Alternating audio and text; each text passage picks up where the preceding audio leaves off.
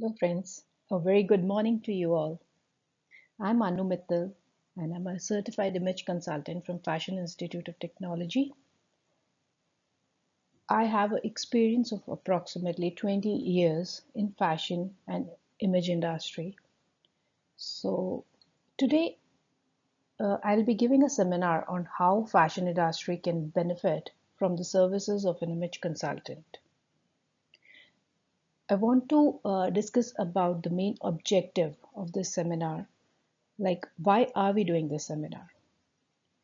As image consultants, how can we team up with different fashion industry levels at different levels to solve issues which fashion industry is facing at large? How can we act as diversity and inclusive agents in different fashion sectors? As we all know, diversity and inclusiveness are the need of this hour, but they are only at the surface levels and not really, they have not really penetrated in the fashion industry.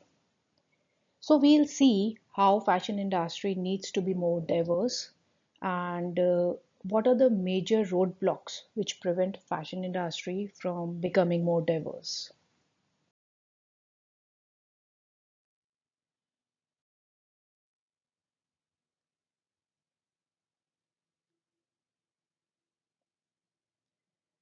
So because we are talking about fashion industry, I would like to take up the definition of fashion.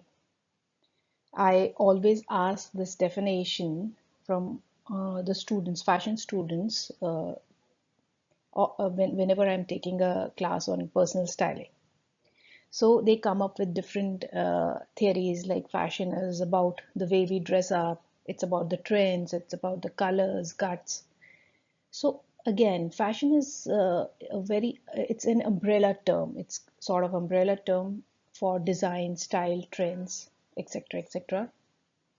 So I've come up with this definition, which serves the purpose, which tells more deeply about what fashion is, exactly what fashion is. So, fashion is a very good combination of art, science, and business. Art, in the sense, like all the design aspects, all the elements of design, all the creativity which goes in creating a fashion masterpiece, or even a fashion line, all the psychology part. And science is all about the yarn, fabrics, fit, drape, garment technology. So, whenever the art combines with science, beautiful pieces are created, very creative pieces are created, or even um, whole of the line is created. So, if it doesn't reach the audience, if it doesn't reach the clientele or the customers at the right time, at the right place, then again it's a waste. So when art combines with science and it is marketed properly, then only the real fashion is created. So it's again, I'll say it's a very good combination, a very healthy combination of art, science, and business. So if you want to, as an image consultant, if you want to really penetrate deeper into fashion industry, I would even suggest to that you can give yourself a self-defining title like a fashion image consultant, so that people get to know that you are an image consultant which caters into fashion industry. So here we'll try to solve a puzzle today on why, where, and how.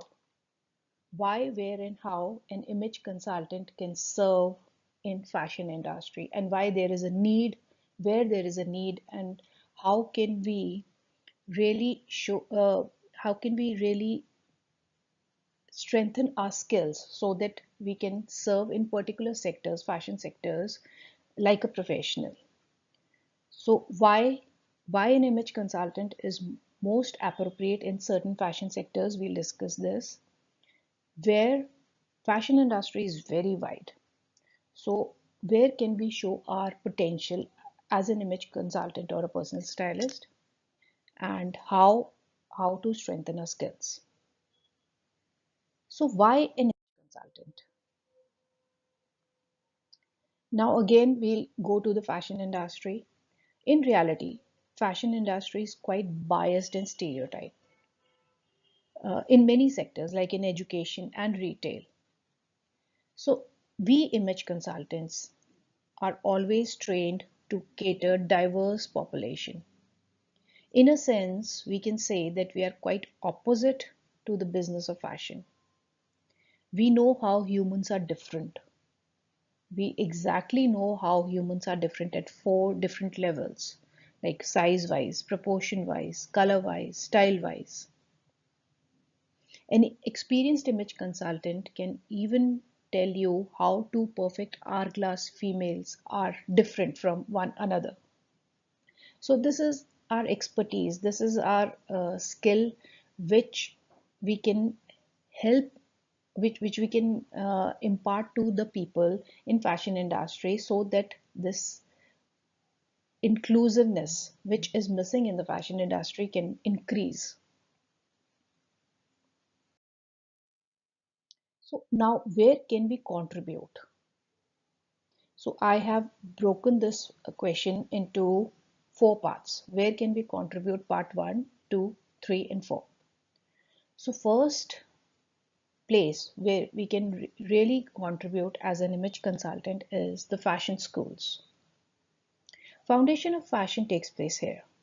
It's a place where fashion students embrace lots of skills, like the designing skills, thinking. Their thinking is molded, and it's the best place, I can say, where where seeds of diversity and inclusion can be sowed into young minds. If we see the surveys done in the past by lots of organizations like Business of Fashion, they have done lots of global surveys. They find that the students, even the students who have passed out from very, very reputed fashion institutes like Parsons, they feel after passing out and when they actually start working that their knowledge is very short-sighted. Their education is very half-baked kinds, because when they are serving their actual clientele, there are lots of gaps in their education and the skills which they require now. So the designs which they are making generally are quite unrepresentative. They don't represent the actual audience. They don't represent the actual clients. And the patterns which they are usually taught to make are again very biased. The patterns which they are creating are for a particular figure, which is usually called in fashion language sample size. Now, these are the challenges which they face after passing out and when they actually start working. So they learn each and everything.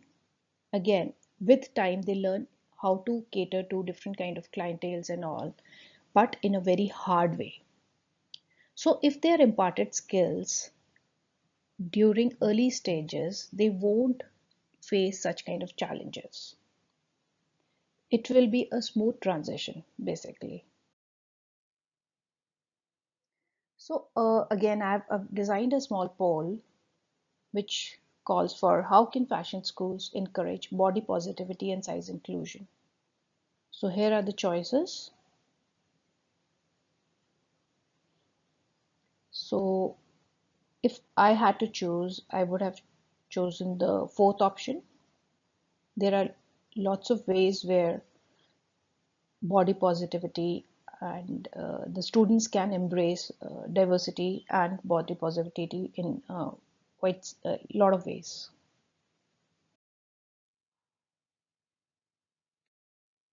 Now, here we will see how to do this, how to take this step towards teaching fashion students more about diversity. So here now we can see on the slide different kind of models. Like on the left side, we can see how a personal stylist works on a client. So everything is client centric. The shape, color, proportions, everything we pick up is client centric. And if we see from a designer point of view, uh, everything is design centric. They don't consider a particular person or a particular client while designing. And that's very healthy. That's very creative actually. If they, from the beginning, if they start thinking about people, their creativity will be blocked. So their approach is design centric, our approach is client centric. Now we need to teach the students of, I'll again recommend this teaching should be limited to the final year students, where the students have already learned the ropes of trade, and it won't block their creativity. So we have to teach them where they need to be design centric and where they need to be client centric, so that they can make their clients or their brands happy. Because if they are using this design centric approach for a particular client or for a brand which is catering to particular audience, the result won't be that good. The the outcome won't be that good. The client or the brand won't justify the design, won't be able to justify the design basically. So what are the skills which will be required for an image consultant to cater to for fashion school basically? What will be the skills you need to develop if you are going to teach fashion students about image consulting or personal styling? So we need to, again, before consultations, we need to strengthen our detailing knowledge, the pattern making knowledge, because every design starts with a particular pattern. So, how the patterns are made, how they are graded, what are the kind of patterns, uh, what is the technology which is required to make patterns, a little bit of knowledge about the patterns, and all the technical words which goes along with the detailing, like what is a cowl neck, or what is the difference between cowl or a crew neck, what is the difference between box pleats and a knife pleat. A little bit of sketching skills, if you are able to develop, it will be really helpful with such kind of consultations. So if like I usually do this activity with my students whenever I am teaching them personal styling. So I ask them to make a LBD, little black dress, for different kind of figures, for different kind of shapes, or even I give them an assignment to design a LBD, little black dress, for themselves and for their friend, because usually two people will have different kind of shape and proportions. So with these kind of small assignments and activities, they'll learn a lot about how to how to take a client centric approach basically while designing. And we also again need to be very about we should be proficient about how to, what are different kind of fabrics, what are different kind of trends which are going in fabrics, textile science, uh, different kind of weaves, different kind of fabric weights, content, fabric content. So all this knowledge needs to be brushed up before imparting any kind of skills to fashion students.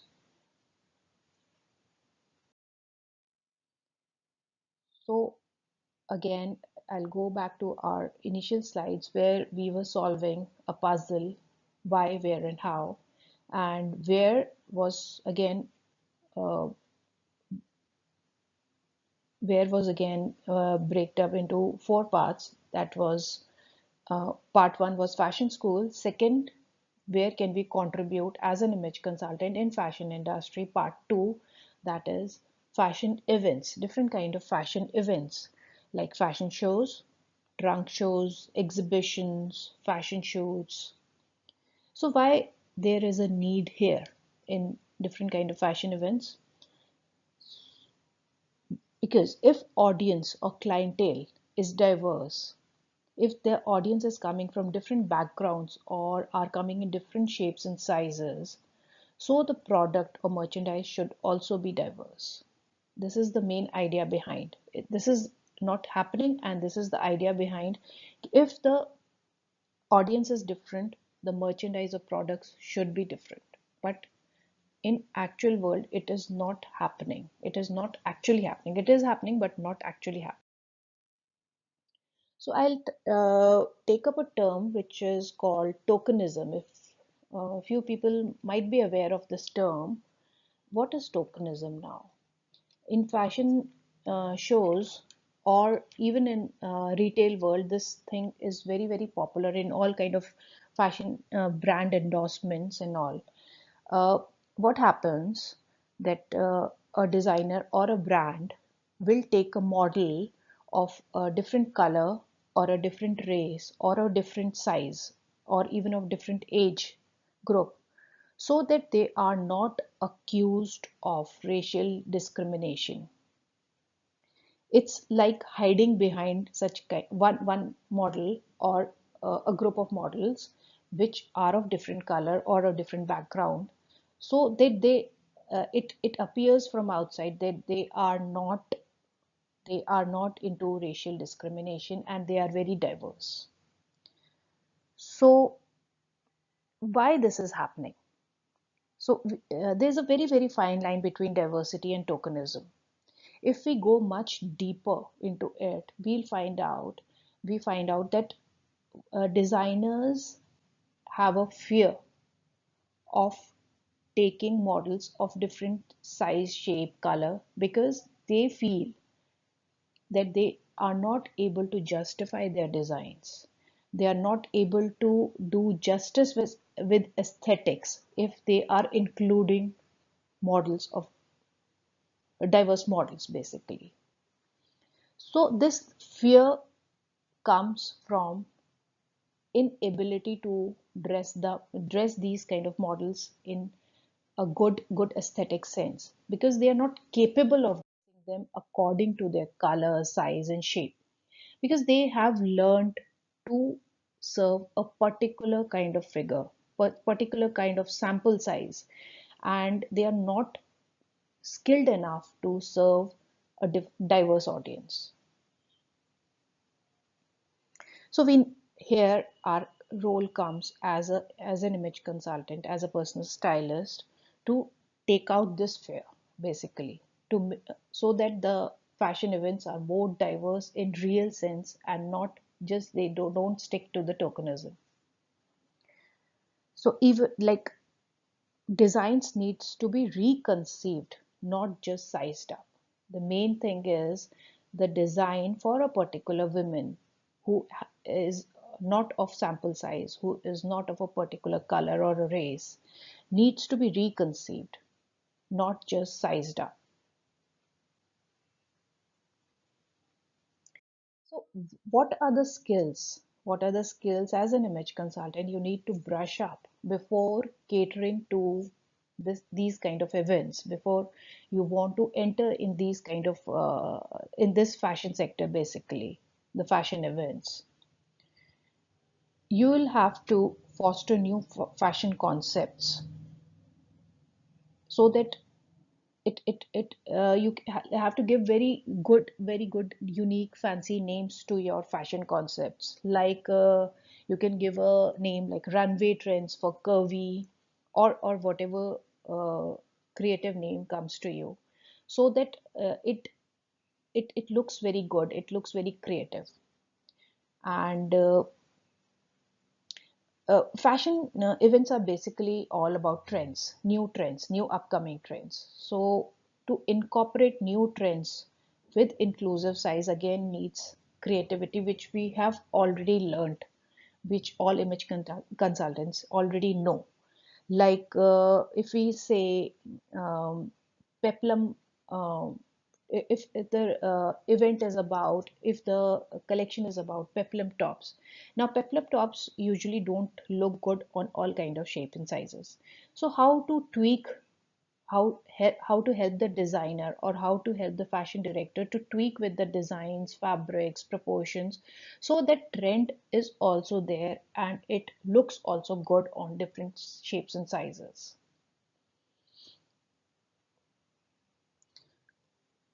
You'll have to market yourself as a diverse fashion director. You can even give yourself a name like diverse fashion director, so that people know that you can dress up people, you can serve people who have different kind of you can dress up models who are diverse, who doesn't belong to a particular category. And networking with influencers, networking with bloggers will really help you in strengthening your market among in these kind of fashion events. So bloggers, again, fashion bloggers is a very umbrella term. uh, all we all bloggers are influencers, but not all influencers are bloggers. Bloggers are usually those people who write about fashion and they even post their pictures with all kind of outfits and all. And influencers could be they're just showing their lifestyle, their fashion related lifestyle to people, and they are not writing. So again, I'll give this definition: all bloggers are influencers, but not all influencers are not bloggers.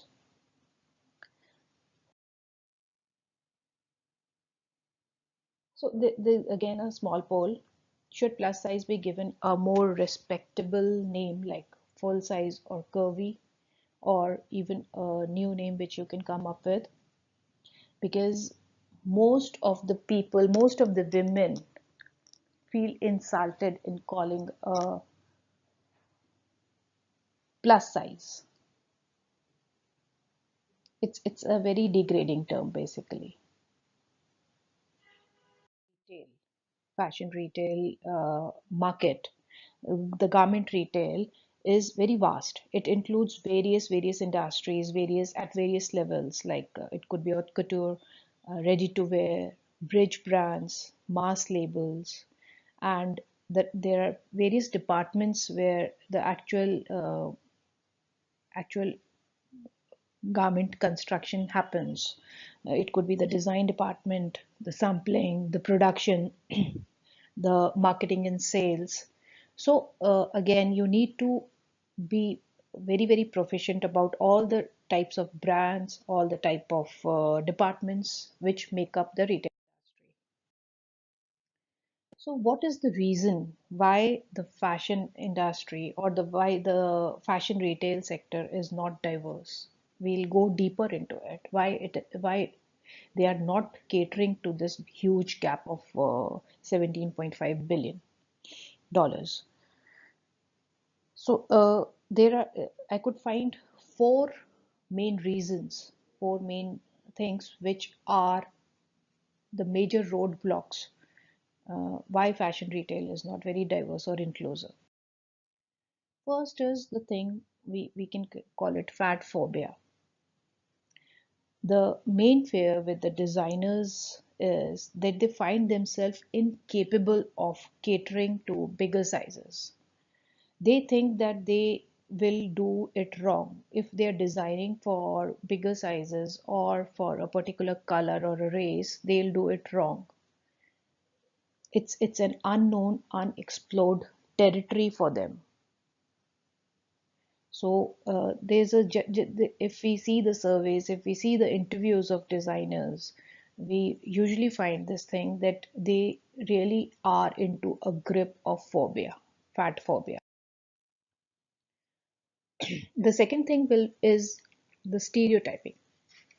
We all have experienced this kind of stereotyping since we have started studying in schools and colleges.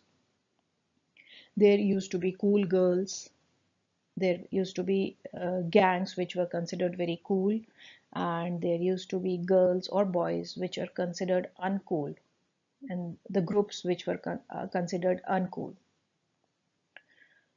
So most of the designers, most of the people who are associated with fashion retail have been brought up with these stereotyped values. They consider fat, curvy females of color as unfashionable. They are considered less fashionable. They think that their personal brand, their personal fashion brand, or their personal brand will get messed up if they cater to diverse audience. So they want to play very safe and they want to stick to that to those particular sizes or the race or the color.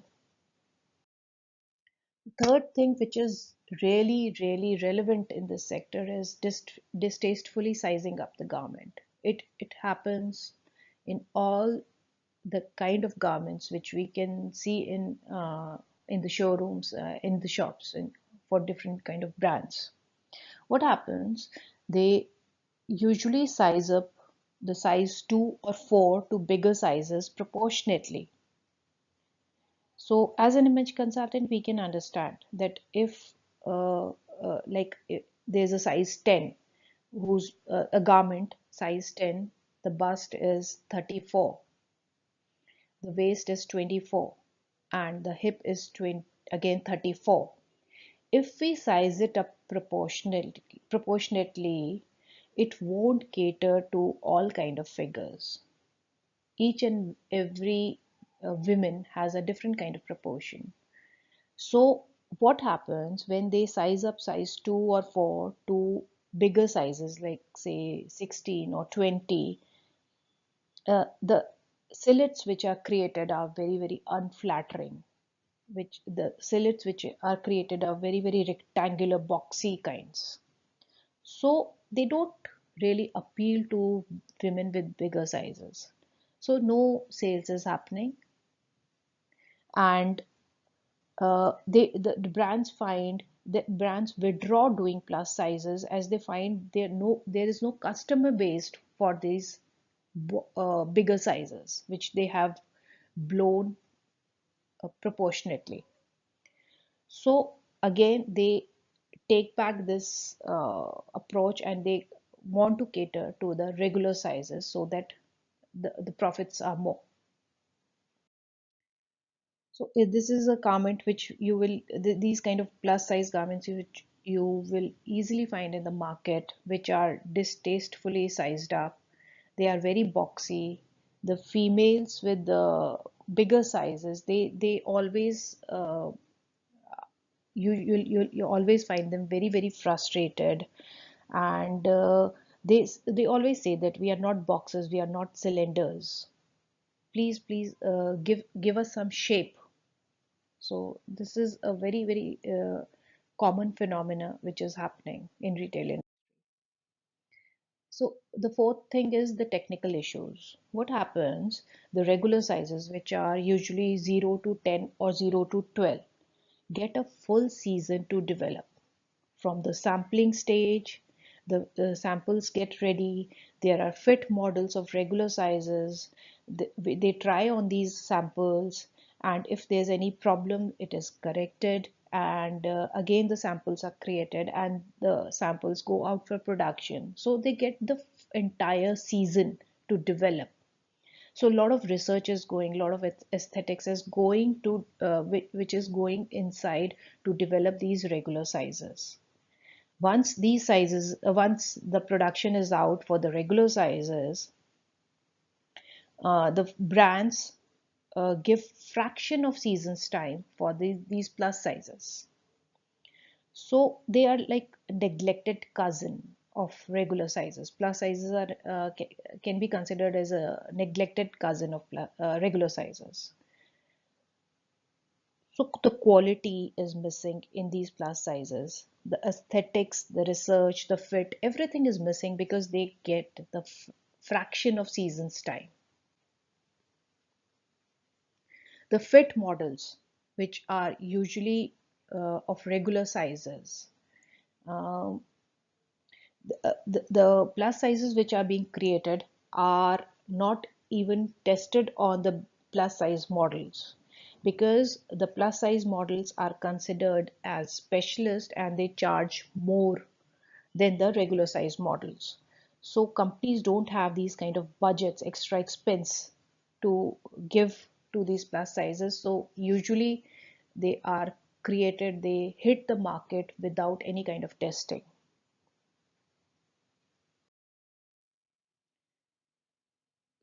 So if you really, really want to uh, enter into fashion retail industry, these are few skill sets which you need to master before giving any consultations. So again, it will go into pattern making. You should be well versed with the pattern making, all the kind of detailing which goes into garment construction, different kind of fabrics. You need to develop your own campaigns which are aligned with the diversity concept, which are aligned with the inclusiveness concept. And the fourth thing is like you need to be very well aware about all the trends, fashion forecasting and trends. So this kind of knowledge can really, really strengthen your consultations. Register yourself with WGSN kind of organizations which are the pioneers of or which are the leaders of fashion forecasting. So there's a very fun fact with WGSN. If you've heard, WGSN has predicted that smartphones will be obsolete by 2030. Smartphones will be obsolete by 2030. So is this prediction scary for you, or do you find relief in this kind of prediction? If I tell you personally, I really find it as a relief because I always feel that the smartphone culture is a big nuisance. So let's again go back to our topic. There's a small poll again. Which category is most scantily available in plus sizes and the bigger sizes? You can tick. You can see what's your finding. What is your opinion? Uh, I feel that the second one, skirts, trousers, and jeans. Desert dresses and gowns distastefully done are available, but skirts, trousers, and jeans still it's a challenge to find big, bigger sizes, and even the lingerie. So now our last part of puzzle, that is where can we contribute as an image consultant in fashion industry. First was fashion school, second was fashion events, third was fashion retail, and the fourth is for the environmental issues. So it's a time to give back a little bit. We need to give back to our society, to the place where we live, that is our mother earth. And uh,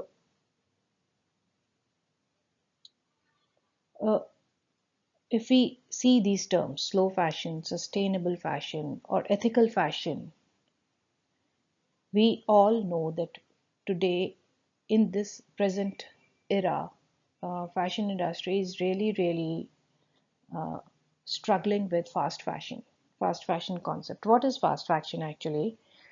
Uh, Usually there were 2 to 4 seasons which were developed and sent to the market. Like there was one spring, there was one fall, then they were split into 4 seasons: summer, winter, fall, winter, 4 seasons basically. From 2 to 4, now they have become approximately 52, 52 micro seasons per year. So that figure is really scary. 52 micro seasons per year. So their business model is basically uh, brands which are running 52 seasons, micro seasons per year. Their model is low quality, based on low quality and high volumes. So if we see the surveys, an average American throws away 68 pounds of textiles per year in the landfills. 68 pounds of textiles per year. And if there is a synthetic stuff in those landfills, it takes decades to decompose. And any kind of beading or sequence is the indication of child labor. If you are wearing a garment which has got which is adorned by any kind of beading or sequence, it's a high probability that a child labor has been involved in creating that garment. So why this fast fashion will gain more momentum in future? Why it can become like an epidemic? Because of the Instagram culture. Every time you need to post, the young crowd, the young generation, or even our generation, they have this need to post a picture with a new outfit, with a new accessory, and to post it on the Instagram and gather more and more of likes and comments, basically. So, this Instagram and Facebook kind of social networking sites are creating a need for fast fashion. With this Amazon effect, which means everything is available online these days. You want to have a particular kind of dress, you just log into some site and you will definitely get it dirt cheap there. Every time the sale discounts are going on, every time there is plenty of choice with the customers and plenty of cheap choices, basically. So this way the business is of fast fashion is just growing.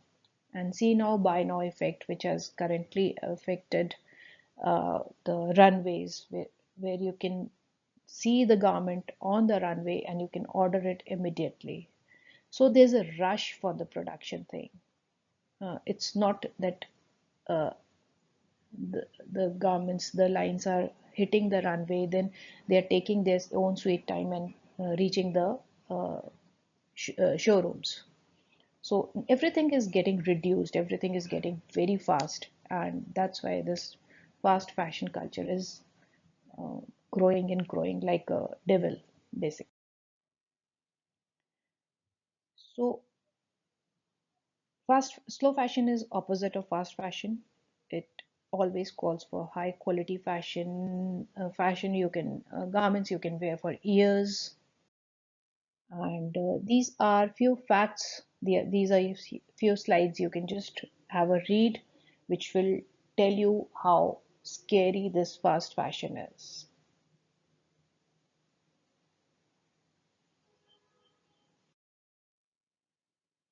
Our clothing industry is the second most polluting industry in the world and one of the largest employers of slave and child labor.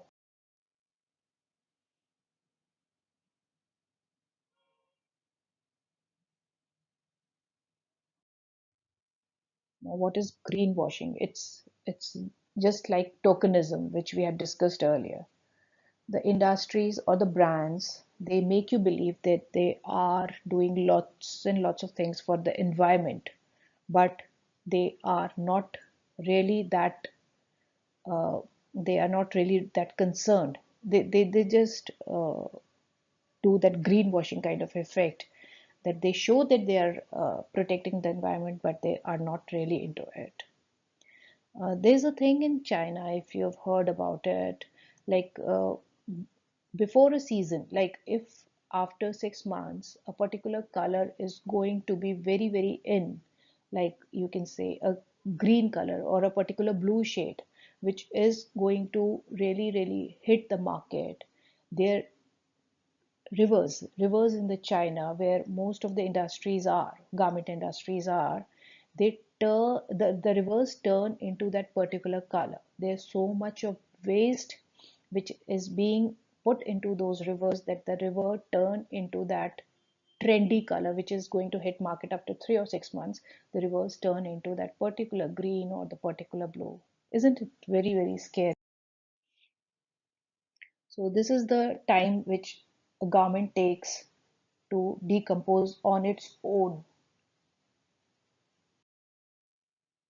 So, as an image consultant, as a fashion style, sorry, personal stylist, we have always been the pioneer of slow fashion since decades, we can say. We were the pioneers of slow fashion. We were the pioneers of sustainable fashion. So how? We always help clients build up a wardrobe which is almost 100% functional. The suggestions which we give to our clients are always based on like to keep high quality investment pieces with them, to invest in high quality pieces, the pieces which can be used up to 5 to 10 years, even more, like 15 years. We always encourage classic fashion in place of fast fashion. We teach them the concepts of creating capsules and clusters and to minimize consumption, but the uh, fashion statement is impeccable each time. So the concepts of capsules and clusters, we teach clients the art of wearing the same piece in a different way. Wardrobe separates that, we all know what a wardrobe separates, how to wear them in a different way. Like even a skirt, a simple skirt can be worn in 20 to 25 different ways. So this, the thing which the art, the science we are into, everything goes towards the slow fashion. So if the industry, fashion industry, is able to learn the kind of value we are giving to the environment, how we are promoting the slow fashion from so many years, they can really hire us if any kind of brand is really into these environmental issues. So this was the fourth place where we can really give our inputs, where we can be really valuable to fashion industry, that is for promoting slow fashion, sustainable fashion.